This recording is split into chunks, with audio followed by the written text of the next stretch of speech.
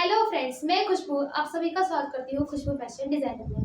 जैसे कि आपको पता है, हमारे फ्री ऑनलाइन क्लासेस चालू है जिसमें हम स्पेशल ब्लाउज सीखेंगे। अभी तक हमारे 2 क्लासेस हो चुके हैं, क्लास 1 और क्लास 2, और आज क्लास का तीसरा दिन है यानी क्लास 3।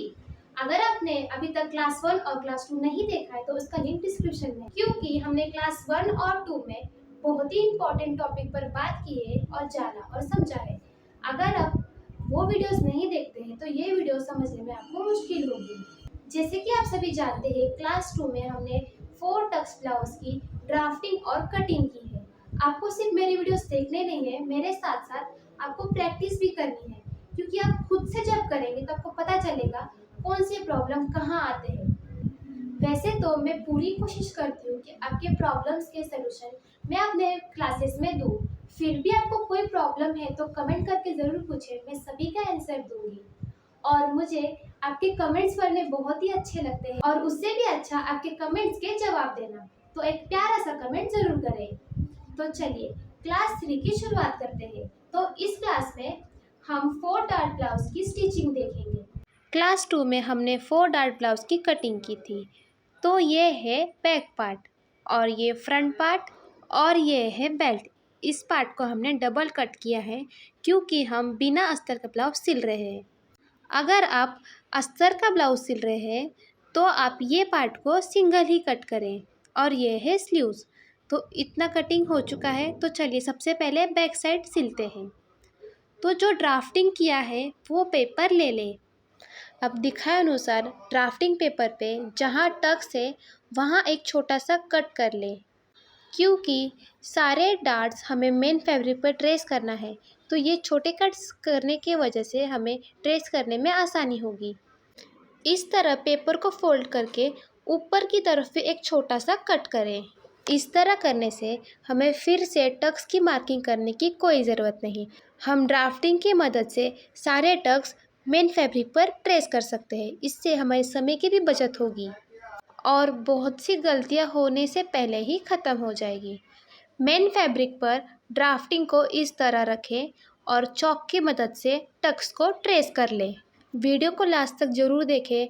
हमने इस वीडियो में बहुत ही छोटे छोटे बातों को ध्यान रखते हुए इस वीडियो को बनाया है, जैसे शोल्डर उतरने का प्रॉब्लम, आर्म होल में झोल। ये सब प्रॉब्लम किस वजह से आते हैं और इसके सलूशन क्या है, ये सब बातें हम इस वीडियो में डिस्कस करेंगे। और वीडियो को लास्ट तक ज़रूर देखें। अगर आपको मेरे सिखाने का तरीका पसंद आता हो तो लाइक शेयर कमेंट ज़रूर करें। टक्स को इस तरह सीधी लाइन में जोड़ लें। दिखाए अनुसार टक्स की इस तरह मार्किंग करें, जिससे हमें सिलने में आसानी होगी और हमें परफेक्ट मेजरमेंट मिलेगा कि टक्स कितने इंच का सिलना है। टक्स सिलने से पहले इस तरह सीधी लाइन खींच लें और सिलते समय बराबर इसी तरह सीधी लाइन में सिलें, क्योंकि अगर आप टक्स सिलते समय उसे गोल करके सिल देते हैं तो टक्स में फुगा आता है, जैसे रिंकल्स आते हैं, और बैक साइड में वो प्लेन नहीं बैठता। तो कभी भी टक्स को इसी तरह सिलें। सबसे पहले एक सीधी लाइन खींच लें और उस पर सिलें। इस तरह सिलने से ब्लाउज पीछे की ओर से बिल्कुल नहीं उठता और एकदम प्लेन बैठता है। तो इसी तरह दूसरे ओर भी सिलें। सिलते समय टक्स में 2 सिलाई लगाएं, जिससे ब्लाउज में मजबूती बनी रहेगी।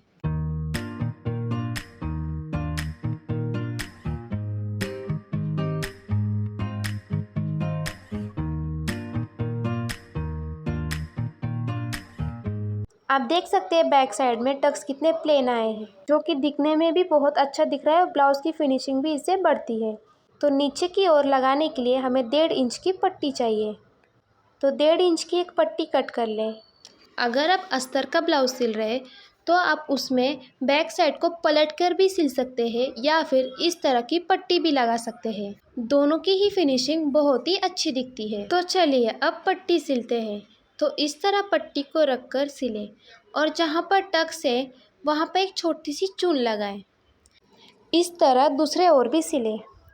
इस तरह छोटे चून लगाने से बैक साइड में खिंचावट नहीं आती और ब्लाउज बॉडी में बिल्कुल परफेक्ट बैठता है। अब पट्टी पे दाब सिलाई लगाएं। इस बात का ध्यान दें कि सिलाई पट्टी पर होनी चाहिए। इसी के साथ हम एक फिनिशिंग टिप भी सीखेंगे। सिलते समय जो धागे एक्स्ट्रा रह जाते हैं उसे टाइम टू टाइम कट कर लें, क्योंकि ब्लाउज़ तैयार होने के बाद अगर धागा इधर उधर से दिखे तो वो बिल्कुल बेकार दिखता है। इसीलिए जो भी एक्स्ट्रा धागा हो कट कर लें।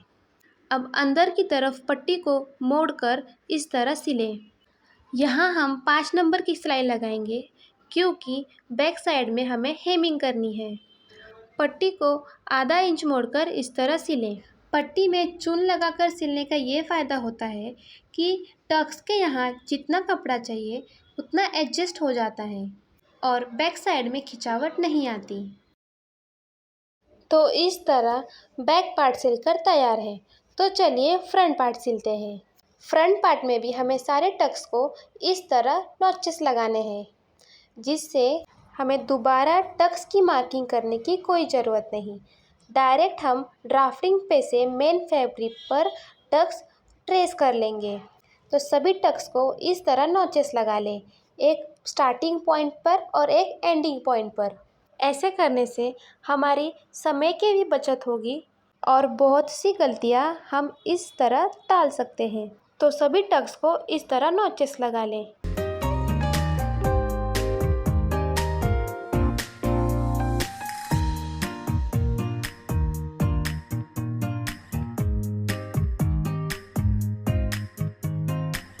इस तरह सभी टक्स को नॉचेस लग चुके हैं।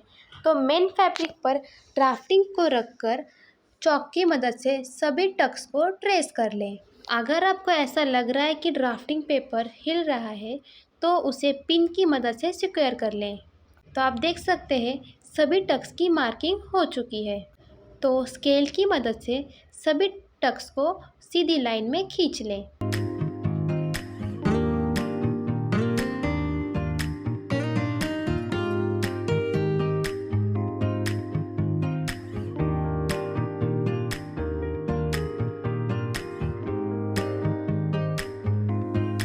टक्स की मार्किंग हमें दोनों पार्ट पे करनी है। तो उसके लिए दूसरे साइड का पार्ट लेकर इस तरह रखें और टैप करें, तो जो भी मार्किंग है इस कपड़े पर ट्रेस हो जाएगी। अब इस टक्स को डार्क कर लें। इस तरह हम कम समय में दोनों पार्ट्स पर टक्स ड्रॉ कर सकते हैं।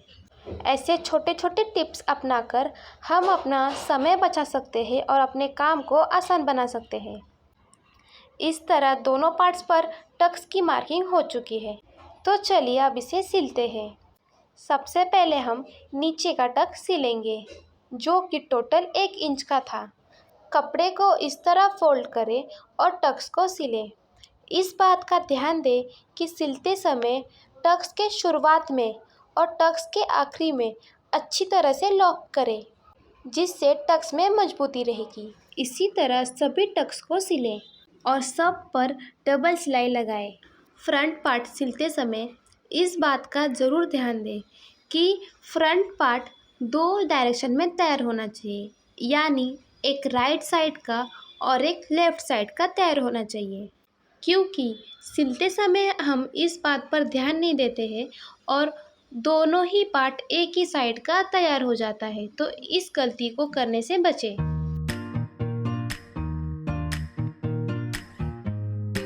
तो आप देख सकते हैं फ्रंट का एक साइड सिलकर हमारा तैयार हो चुका है।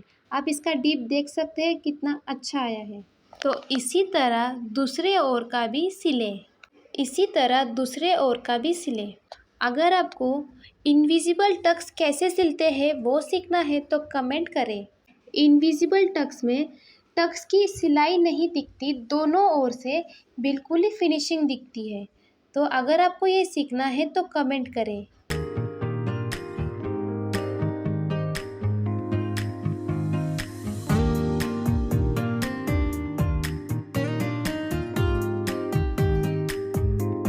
तो आप देख सकते हैं हमारे फ्रंट के दोनों ही पार्ट तैयार हो चुके हैं, एक राइट साइड का और एक लेफ़्ट साइड का।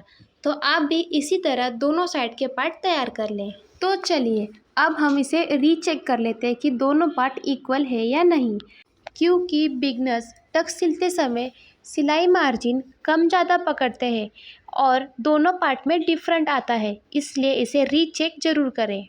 तो चलिए अब नीचे की पट्टी यानी बेल्ट पट्टी सिलते हैं।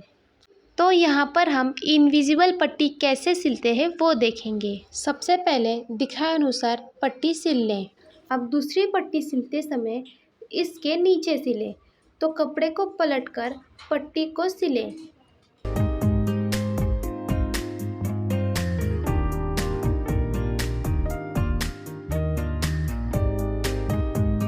अब देख सकते हैं दूसरी पट्टी नीचे की ओर है और अब हम इस पर सिलाई लगा रहे हैं।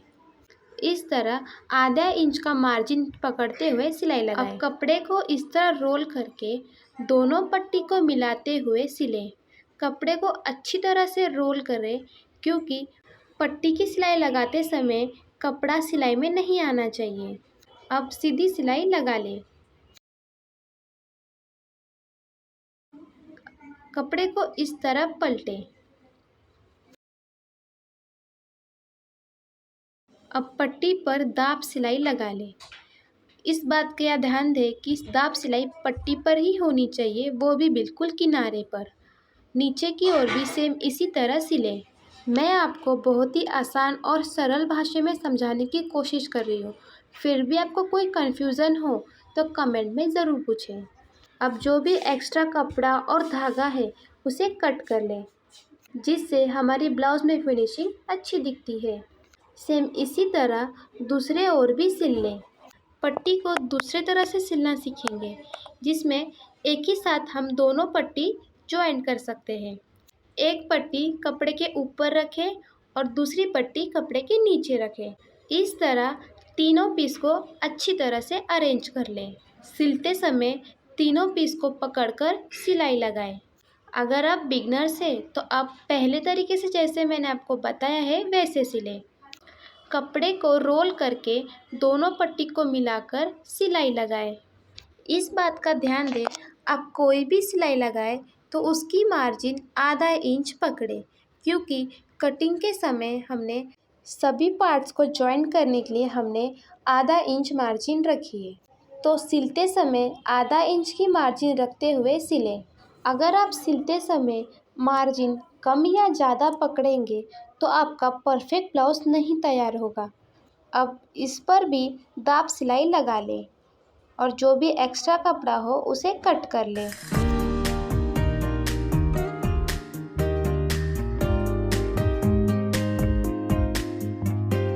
इस तरह दोनों ही पार्ट सिलकर रेडी हो चुके हैं। तो चलिए अब इसमें हुक और लूप पट्टी लगाते हैं। अब एक 3 इंच की और एक 1.5 इंच की पट्टी कट करें।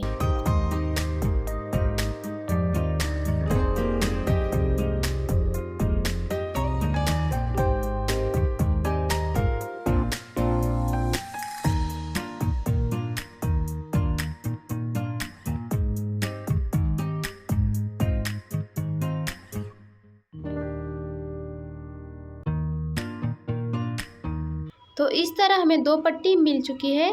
तो जो 1.5 इंच की पट्टी है उसे हम हुक के जगह लगाएंगे, यानी राइट साइड लगाएंगे।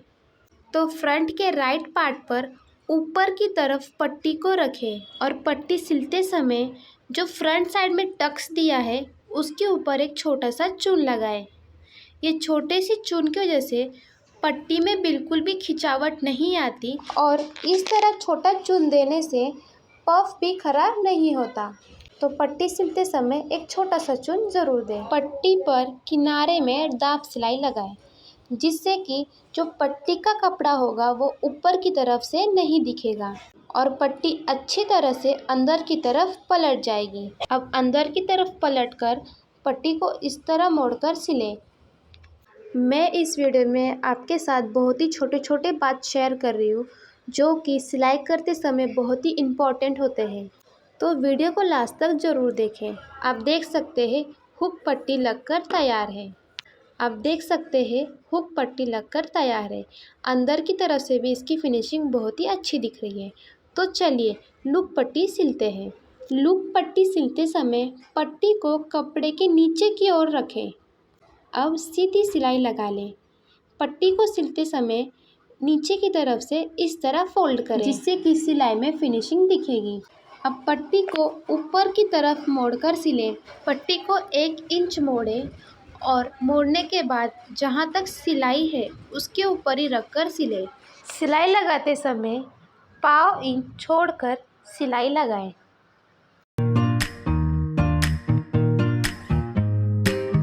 अब जो भी एक्स्ट्रा कपड़ा है उसे कट कर लें। दोनों पार्ट्स को एक के ऊपर एक इस तरह रखें और गले की तरफ जो भी एक्स्ट्रा कपड़ा आता हो उसे चॉक से इस तरह ड्रॉ कर लें। अब इसकी कटिंग करें। तो चलिए अब लूप बनाते हैं। दिखाए अनुसार मार्किंग कर लें।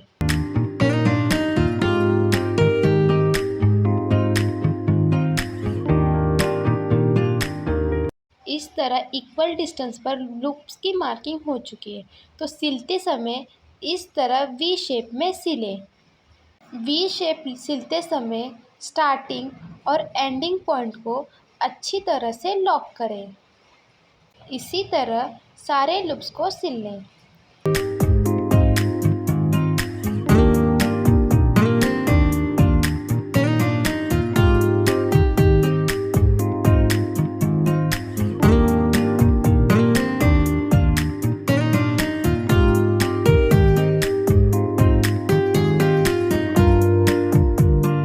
आप देख सकते हैं हमारी लूप पट्टी बनकर तैयार है। फ्रंट और बैक पार्ट सिलकर तैयार है। तो चलिए अब इसके शोल्डर जॉइंट करते हैं। तो दोनों राइट साइड अंदर की तरफ रखते हुए इस तरह अरेंज करें। अब शोल्डर जॉइंट करते समय थोड़ा सा इस तरह क्रॉस जोड़ें। गले की तरफ से ज़्यादा और शोल्डर की तरफ कम इस तरह जॉइंट करें, जिससे कि काफ़ी हद तक शोल्डर गिरने की प्रॉब्लम सॉल्व हो जाती है। सिलाई लगाते समय स्टार्टिंग और एंडिंग पॉइंट को अच्छी तरह से लॉक करें और शोल्डर पर डबल सिलाई लगाएं, जिससे कि मजबूती बनी रहेगी। सेम इसी तरह दूसरे ओर का भी शोल्डर सिलें। तो चलिए ब्लाउज में अब पाइपिंग करते हैं। पाइपिंग पट्टी कट करते समय कपड़े को इस तरह खींच के देखिए कि ये स्ट्रेचेबल है या नहीं। इसका मतलब कपड़ा क्रॉस है। क्रॉस कपड़े पर 1.5 इंच की पट्टी निकालें। स्केल की सहायता से सीधी लाइन खींचें। ब्लाउज में पाइपिंग करते समय कभी भी क्रॉस कपड़े में ही पाइपिंग करें। अब इसकी कटिंग कर लें।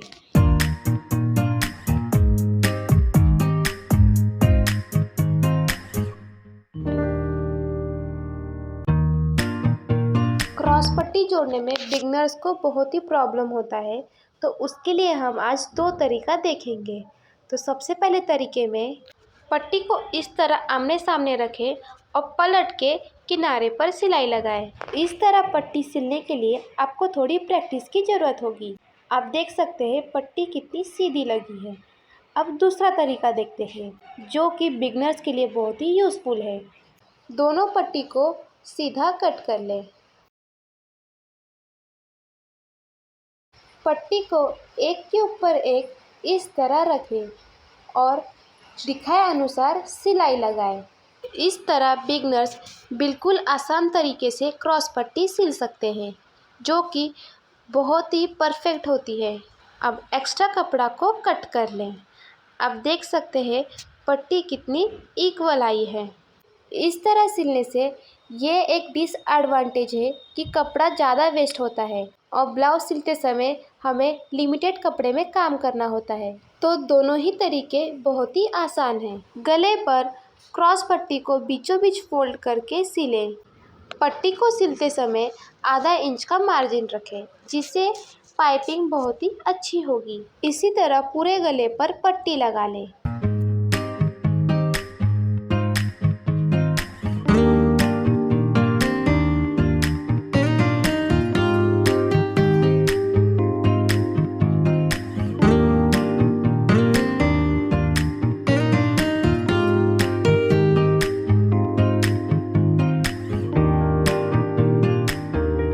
गले पर पट्टी लग चुकी है, तो जो कर्व एरिया है, जो गोलाई का जगह है, उस पर छोटे छोटे 1 या 2 कट्स लगाएं। ज़्यादा कट्स ना लगाएं, अगर आप ज़्यादा कट्स लगाएंगे तो परफेक्ट पाइपिंग नहीं होगी। पट्टी को अंदर की तरफ मोड़कर पाइपिंग सिलें।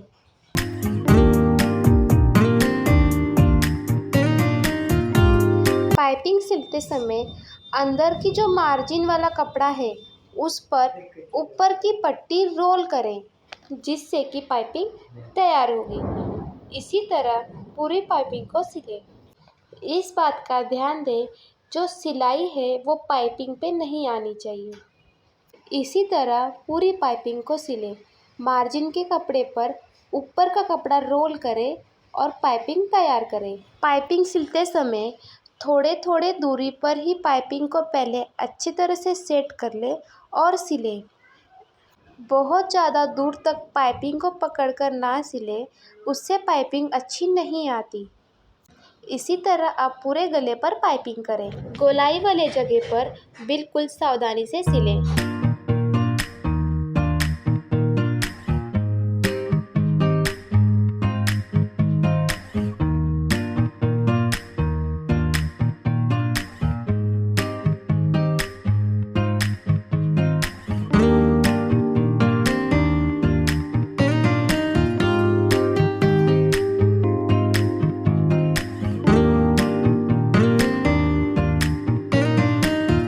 इस तरह पाइपिंग सिलकर तैयार है।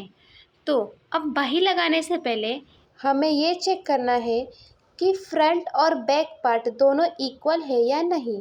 तो उसके लिए सबसे पहले हुक बटन पट्टी को मिलाकर पिन लगा लें, जिससे कि ब्लाउज़ हिलेगा नहीं। बैक साइड का सेंटर निकालकर फ्रंट का सेंटर मैच करते हुए एक पिन लगा लें और साइड से मापें। जो भी एक्स्ट्रा कपड़ा आता हो उसे कट कर लें। इसी तरह दूसरे ओर भी कर लें। अब हम आर्म होल चेक करेंगे कि दोनों आर्म होल इक्वल है या नहीं।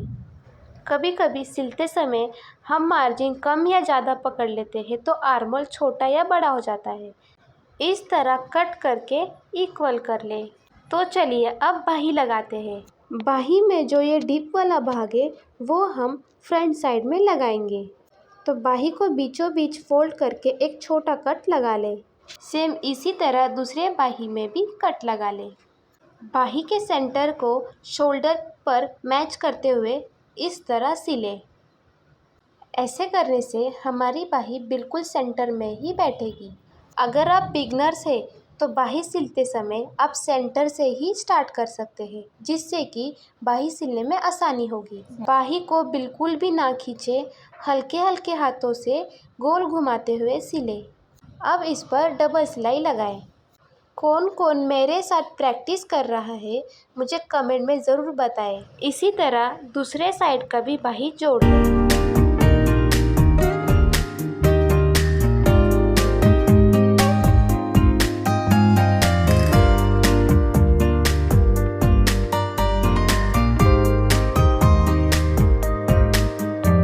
इस तरह दोनों ही बाही सिलकर तैयार है। तो चलिए अब ब्लाउज़ की फ़िटिंग करते हैं। बहुत सारे लोगों का ये प्रॉब्लम है कि ब्लाउज़ तो बहुत अच्छे से सिल लेते हैं, लेकिन फ़िटिंग में प्रॉब्लम होता है और फ़िटिंग सही नहीं आती।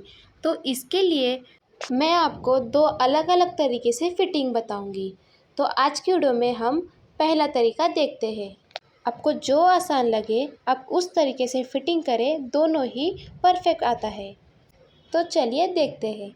सबसे पहले सीधी बाजू से किनारे पर सिलाई लगा लें और जो भी थोड़ा बहुत एक्स्ट्रा कपड़ा हो उसे कट कर लें। अब ब्लाउज़ को पलट लें। अंदर की ओर से आधा इंच मार्जिन छोड़कर सिलाई लगा लें। इस तरह सिलाई लगाने से दोनों ही पार्ट बिल्कुल अच्छी तरीके से सेट हो जाता है, जिससे कि हमें फिटिंग देने में आसानी होती है। तो सेम इसी तरह दूसरे ओर भी कर लें।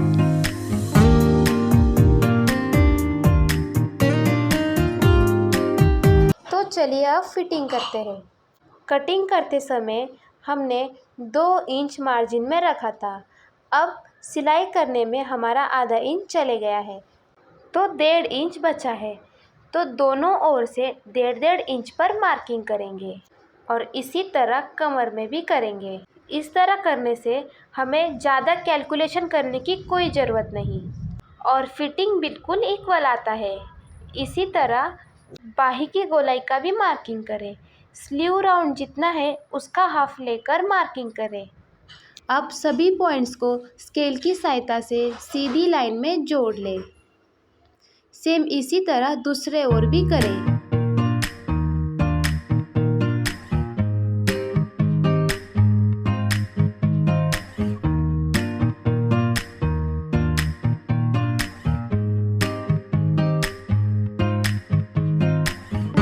अब चौक के निशान पर सिलाई लगाएं। सिलाई लगाते समय स्टार्टिंग और एंडिंग पॉइंट को अच्छी तरह से लॉक करें। परफेक्ट फिटिंग के बावजूद अंदर की तरफ 2 एक्स्ट्रा सिलाई दें, जिससे कि हम इमरजेंसी में ब्लाउज लूज कर सकते हैं। इस तरह हमारा पूरा ब्लाउज सिलकर रेडी है। आप देख सकते हैं इसका फाइनल लुक कितना खूबसूरत दिख रहा है। और यहाँ पर बाही पर नीचे की ओर हेमिंग करेंगे और ये जो सिलाई है उसे खोल देंगे। और बैक साइड में भी नीचे की तरफ हेमिंग करेंगे और सिलाई खोल देंगे। ब्लाउज़ की फिनिशिंग आप देख ही सकते हैं कितनी अच्छी आई है। आप देख सकते हैं इसका पफ कितना परफेक्ट आया है। अब इस तरह फोर्टेक्स ब्लाउज सिलेंगे तो आपका कहीं पे भी खिंचाव या फिर चपटा ब्लाउज नहीं आएगा। अगर आपको वीडियो अच्छा लगा हो तो लाइक शेयर कमेंट ज़रूर करें।